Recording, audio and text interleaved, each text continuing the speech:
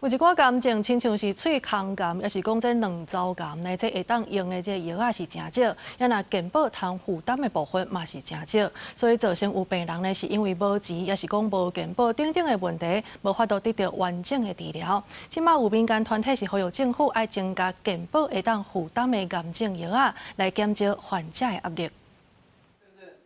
癌症一定是台湾民众死亡原因的头名。就有病人伫治疗的过程当中，因为无钱、药啊无健保等等的问题，或者的癌症病人无法度受到完整的治疗。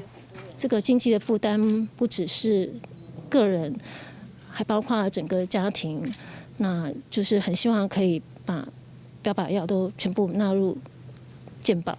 所以当初我因为一发现就3期，所以其实这个费用非常的庞大。因为医生，我其实很想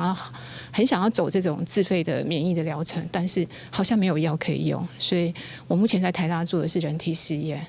癌症希望基金会呼吁政府和肺癌、鳞癌、大肠癌这寡主流癌症比起来，亲像喙空癌、卵巢癌等等这个劣势癌症，会当用的药啊少，有健保通好负担的嘛真少。基金会表示，虽然5年来新的癌症药啊有67%是健保负担的，不过有条件限制，所以真侪病人爱家己自费。为着会当降低癌症的死亡数，基金会希望未来健保会当负担的癌症药啊通增加。这些弱势癌症呢，实际上呢，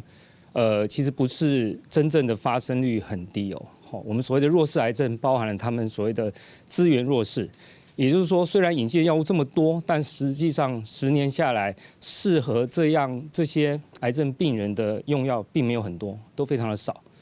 然后，甚至这些病人往往因为他的社经地位的关系，或者是他的好发族群的关系，他有所谓的发生弱势。基金会表示，希望大家会当为着弱势癌症发声，莫互因为医药费负担袂起，放弃治疗。记者陈心彤、谢桂玲台北报道。